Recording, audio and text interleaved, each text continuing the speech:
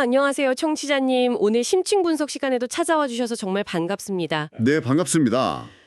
수천 년 전 중동에서 쓰인 고대 문서를 단 한 줄의 텍스트도 없이 완전히 다른 문명권 사람들에게 오직 선과 여백만으로 설명해야 한다면 어디서부터 시작하시겠습니까? 오늘 우리가 함께 뛰어들 이야기는 바로 이 거대한 번역의 과정에 대한 겁니다. 벌써부터 그 어마어마한 무게감이 확 느껴지는데요. 그렇죠. 단순히 언어를 다른 언어로 바꾸는 차원을 넘어서요. 활자로 박제된 텍스트가 어떻게 한 인간의 내면을 거쳐서 완전히 새로운 형태의 시각적 예술로 포판에 나오는가, 그 치열한 기록을 오늘 다뤄보려고 합니다. 사실 우리가 평소 전시회에서 보는 그림이나 책에 실린 사파들 뒤에는 늘 보이지 않은 사투가 존재하기 마련이잖아요.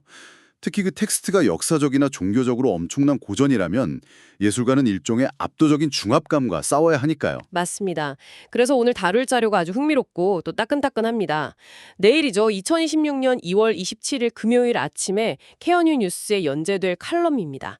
일명 산출남, 산으로 출근하는 남자로 불리시는 펜드로잉 작가 김한기 칼럼리스트의 글이에요. 산출남 작가님.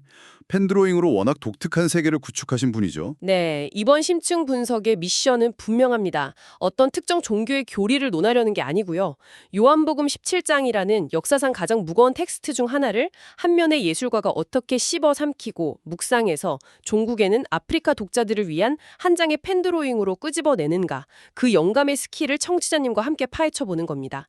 자, 이 내용을 아프리카 차대 이야기부터 하나씩 풀어볼까요? 이 작업의 출발점이 대단히 흥미롭습니다.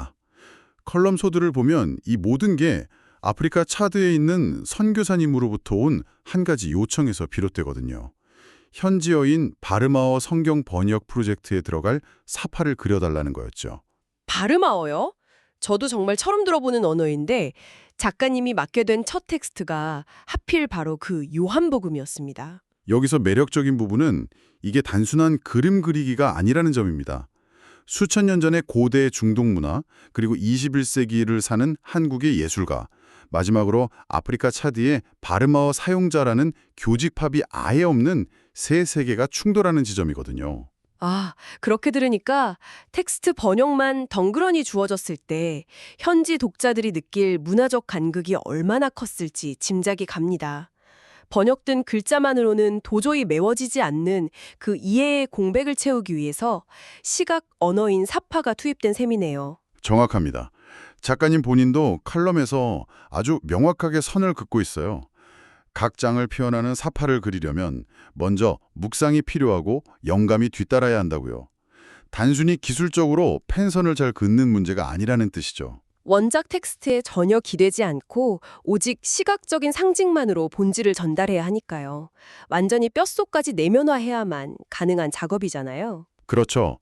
번역의 주체인 작가가 텍스트가 가진 거대한 에너지를 자신의 것으로 소화해내는 영적인 위장운동이 필수적인 겁니다. 영적인 위장운동? 와, 진짜 적절한 비유네요.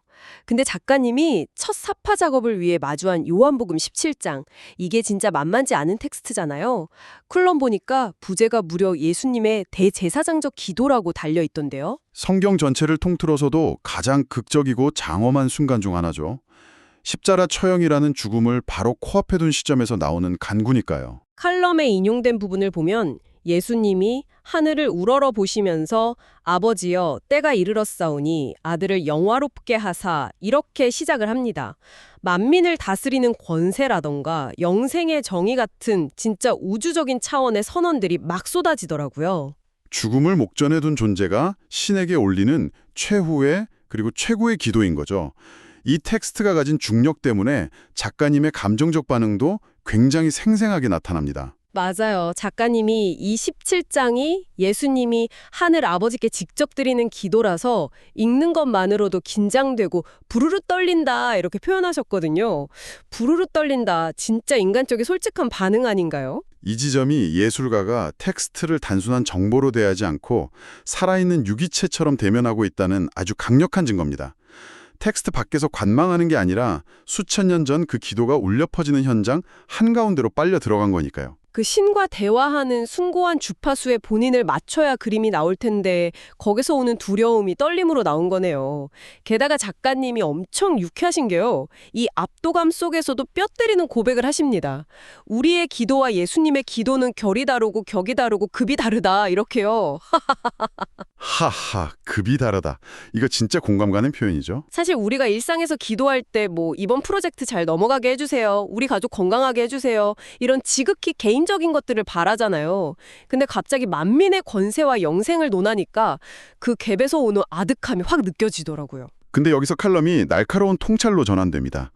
보통 사람이라면 이건 내 수준에서 감당 못해 하고 피상적으로 그릴 텐데 작가님은 정반대의 선택을 하거든요.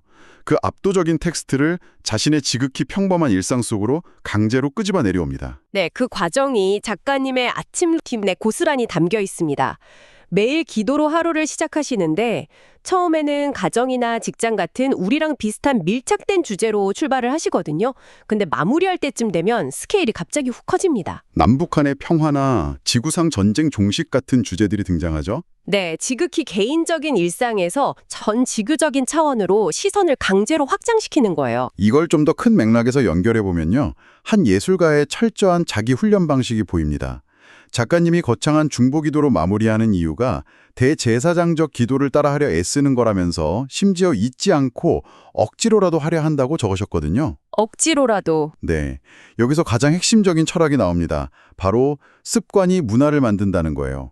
지금은 본인의 기도가 그 급에 못 미치더라도 매일 아침 그 거대한 구조를 모방하고 반복하다 보면 언젠가 자신의 내면도 그 스케일을 담아낼 수 있는 문화로 진화할 거라는 믿음이죠. 습관이 문화를 만든다. 진짜 훌륭한 소설가의 문체를 자기 걸로 만들려고 매일 필사하는 작가 지망생의 태도 같기도 해요. 작가님이 통상 드리는 기도가 계속 따라하다 보면 때가 되어 하나씩 이루어짐을 보는 재미를 달라고 하시잖아요. 이 무거운 과업을 재미로 승화시키는 여유가 진짜 대단합니다. 예술적 영감이 하늘에서 뚝 떨어지는 벼락이 아니라는 완벽한 증명이죠. 억지스러운 일상과 작고 보잘것없는 습관들이 쌓여서 바르마어라는 낯선 언어권 사람들에게 그 엄청난 텍스트를 번역해낼 자격을 얻어낸 겁니다. 자, 여기서 정말 흥미로워지는 대목인데요. 그렇게 덜덜 떨리는 부조화를 극복하고 텍스트를 씹어 삼킨 작가님이 도대체 이 형이상학적인 기도를 어떻게 한 장의 그림으로 그려냈을까 하는 부분입니다. 시각 번역의 첫 단계는 방대한 텍스트에서 뼈대가 되는 키워드를 추출하는 겁니다. 작가님은 그 복잡한 17장에서 딱 4개의 단어만 남기셨어요. 예수님, 아버지, 저희, 그리고 기도. 수많은 미사여구를 싹 날려버리고 딱 본질만 남긴 거네요. 그리고 여기서 작가님의 시각적 상상력이 폭발합니다. 이 간절함을 표현하기 위해 성경의 아주 유명한 장면, 그러니까 땀방울이 핏방울처럼 변할 정도로 극한의 고통 속에서 간구했던 겟세마네 동산의 기도 이미지를 겹쳐 놓으셨더라고요. 아주 탁월한 시각적 메타포입니다. 네, 그래서 그 4가지 키워드가 수렴된 단 하나의 강렬한 이미지가 바로 기도하시는 손이었습니다. 얼굴 표정이나 배경 대신 손이라는 신체 일부에 모든 에너지를 응축시켰죠. 흑백 펜드로잉의 특성을 살려서 선의 굵기와 밀도만으로 핏방울이 맺힐 듯한 긴장감을 온전히 담아내려 한 겁니다. 근데 이 그림이 진짜 예술적인 도약을 이뤄내는 지점은 그 다음 디테일에 있어요. 맞아요. 청취자님도 머릿속으로 한번 그려보세요. 캔버스 위에 아주 섬세하고 경건하게 꽉 쥐어진 두 손이 있습니다. 근데 그 고전적인 손에서 갑자기 위로, 양옆으로, 그리고 아래를 향해서 엄청 굵고 강렬한 선들이 뿜어져 나옵니다. 작가님은 그걸 레이저라고 명명하셨어요. 고대의 텍스트가 21세기의 시각 언어로 완벽하게 치환되는 경이로운 순간입니다. 기도하는 손이라는 고전적 상징에 레이저라는 가장 현대적이고 물리학적인 개념을 충돌시킨 거죠. 영생이나 만민의 권세 같은 추상적인 개념들이 아프리카 현지인들도 직관적으로 느낄 수 있는 물리적인 빛의 에너지로 번역된 겁니다. 레이저라는 단어가 고대의 기도랑 이렇게 완벽하게 맞물릴지 상상도 못했습니다. 심지어 작가님이 그 레이저빛이 스케치하고 있는 본인에게까지 오기를 기대하며 선을 그었다고 고백하시잖아요. 네, 하늘과 땅, 세상으로 향하는 이 레이저 같은 기도의 능력이 저희를 통해서도 뻗어가게 하옵소서 이렇게 기도하셨죠. 처음엔 차드의 현지인들을 위해 그린 단 한 장의 사파였는데 결국 그 그림을 통해서 작가님 자신이 세상에 선한 영향력을 뿜어내는 새로운 발신자가 되어버린 거네요. 이게 바로 번역 프로젝트의 궁극적인 성취입니다. 아프리카 성경사파라는 실용적 목표에서 출발했지만 매일 세계 평화를 위해 기도하던 작가님의 일상과 고전의 우주적 스케일이 레이저라는 매개체를 통해 완전히 하나로 통합된 거니까요. 그래서 이 모든 게 우리에게 어떤 의미가 있을까요? 아프리카 현지어 성경을 위한 펜드로잉 한 장이 나오기까지 고대 텍스트 앞에서 느꼈던 전율, 억지로라도 흉내내던 치열한 습관, 그리고 세상을 향해 뻗어나더는 레이저 같은 영감이 하나의 예술로 탄생하는 과정을 우리가 쭉 지켜봤습니다. 이 일련의 과정을 보면 번역의 본질을 다시 생각하게 됩니다. 고대 중동의 기도가 한국의 예술가를 거쳐 아프리카 독자를 위한 현대적인 레이저로 변환될 수 있다면 이 지점이 우리에게 아주 도발적인 질문을 던지거든요. 어떤 질문이죠? 청취자님이 매일 아침 반복하는 일상이나 가장 간절히 바라는 소망을 단 하나의 펜드로잉으로 그려야 한다면 그것은 어떤 모양일까요? 김한기 작가님처럼 세상을 향해 뻗어나가는 레이저일까요? 아니면 또 다른 무언가일까요? 오늘 하루 여러분만의 내면의 스케치북에 어떤 선을 긋고 있는지 한번 상상해 보시기 바랍니다. 내면의 스케치북에 선을 긋는다. 우리가 무심코 지나치는 일상 속에도 얼마나 많은 고대의 텍스트와 보이지 않는 사상들이 번역되어 숨쉬고 있을까 생각해보게 만드는 멋진 상상이네요. 익숙했던 세상이 완전히 새로운 텍스트로 읽히는 경험이 될 것 같습니다. 오늘 심층 분석 시간은 여기서 마칩니다. 끝없는 호기심과 영감으로 가득한 하루 보내시길 바라며 다음 시간에도 갈증을 시원하게 해소해줄 깊이 있는 이야기로 찾아오겠습니다. 함께해 주셔서 감사합니다.